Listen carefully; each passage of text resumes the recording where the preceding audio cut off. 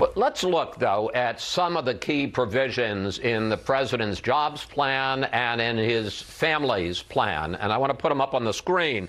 $100 billion for workforce development. $400 billion to care for the elderly and disabled, $225 billion for child care, and $200 billion for free preschool. Senator, which of those programs that I just put up, which of those programs do you think people in your state don't need?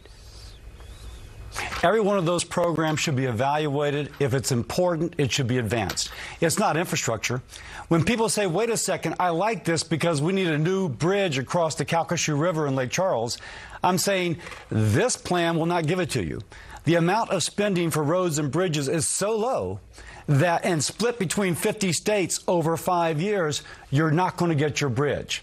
Now, we may need this. By the way, we just are restarting our bipartisan working group to come at family support for the dependent, children and elderly.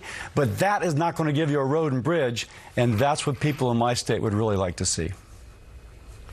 Yeah, but I guess the question is, and you know, we could argue, and I have back and forth with both sides about infrastructure, but there are a lot of programs that aren't infrastructure, and the question I'm asking you is, would you support the government paying for them? I mean, I looked into it. In your state of Louisiana, the rate of child poverty is 25%. 1 in 4 of the children in Louisiana are in poverty. And according to the White House, 42% of residents in Louisiana do not have access to child care. So wouldn't they benefit? Forget whether it's infrastructure or not, wouldn't they benefit from these government programs?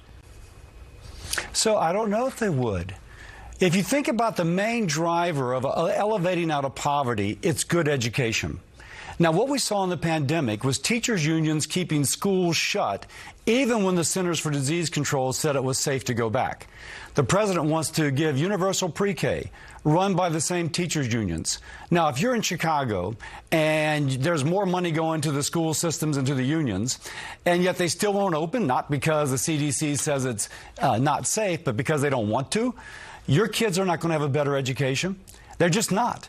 So whether or not these programs benefit those who need it, we don't know, because it's going through a system which is so poorly served these same folks we wish to help.